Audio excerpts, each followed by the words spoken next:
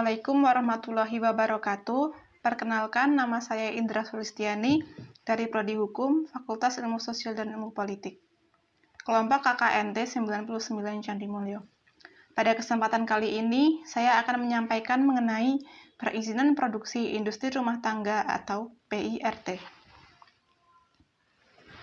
Sertifikat Produksi Pangan Industri Rumah Tangga atau STPIRT adalah jaminan tertulis yang diberikan oleh Bupati atau Wali Kota melalui Dinas Kesehatan terhadap pangan hasil produksi industri rumah tangga yang telah memenuhi persyaratan dan standar keamanan tertentu dalam rangka produksi dan peredaran produk pangan. SPPIRT memiliki fungsi sebagai izin edar suatu produk pangan, di mana setelah memiliki SPPIRT, produk tersebut dapat secara legal diedarkan atau dipasarkan ke masyarakat luas. Oleh karena itu, memiliki SPPIRT dapat mengedarkan produknya dengan jalur distribusi yang lebih luas. SPPIRT hanya dapat diajukan oleh pelaku usaha yang masih berskala rumah tangga dan menghasilkan produk yang diperbolehkan untuk diproduksi oleh industri rumah tangga pangan atau IRTP.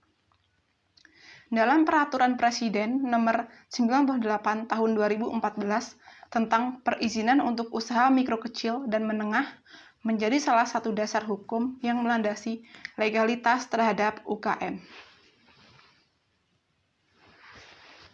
Tata cara pembuatan PIRT terdapat 4 tahap.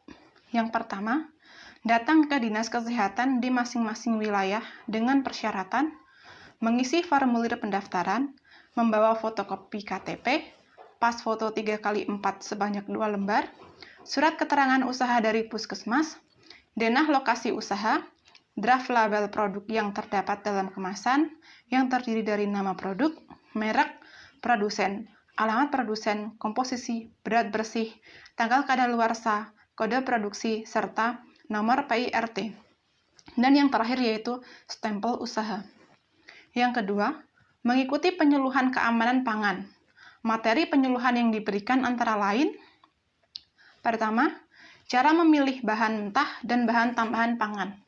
Yang kedua, pedoman cara produksi pangan yang baik untuk IRT. Ketiga, penyakit-penyakit akibat pangan.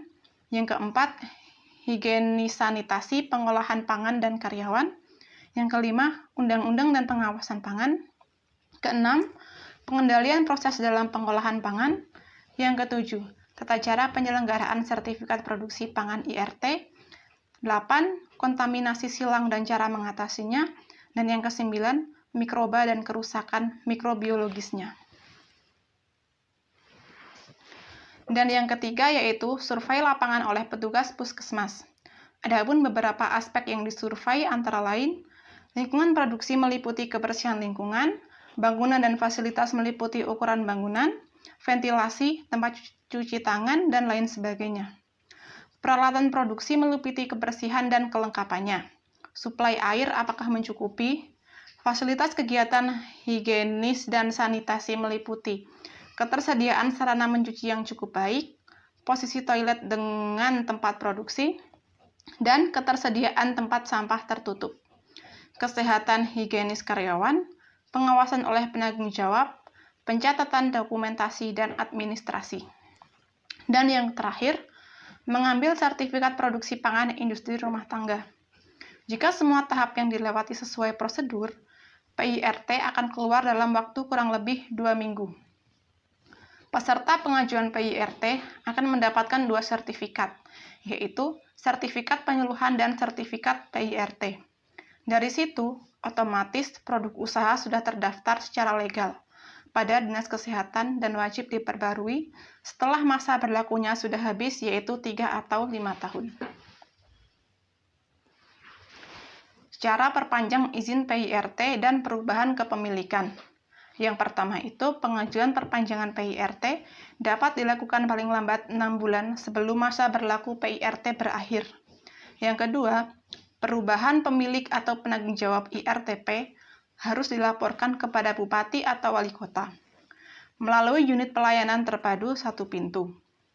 Yang ketiga, proses perpanjangan dan perubahan pemilik sama seperti proses permohonan PIRT.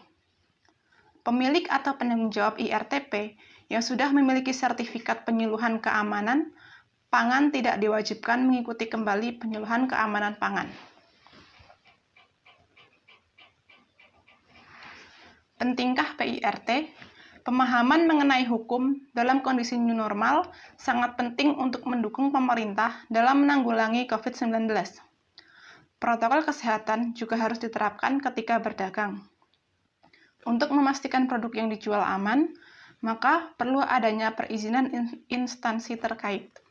Ketika produk yang dijual sudah terdaftar PIRT atau BPOM, maka konsumen akan merasa lebih aman ketika membeli produk yang dijual.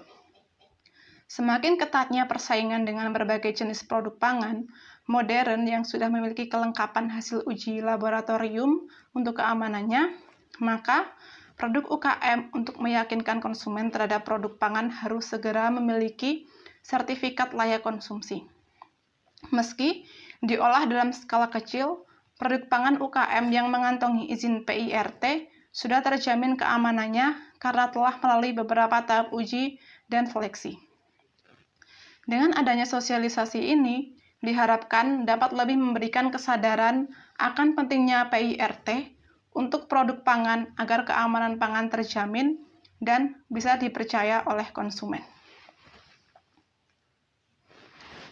Demikian yang dapat saya sampaikan, kurang lebihnya saya mohon maaf. Saya akhiri, wabillahi taufiq wal hidayah. Wassalamualaikum warahmatullahi wabarakatuh.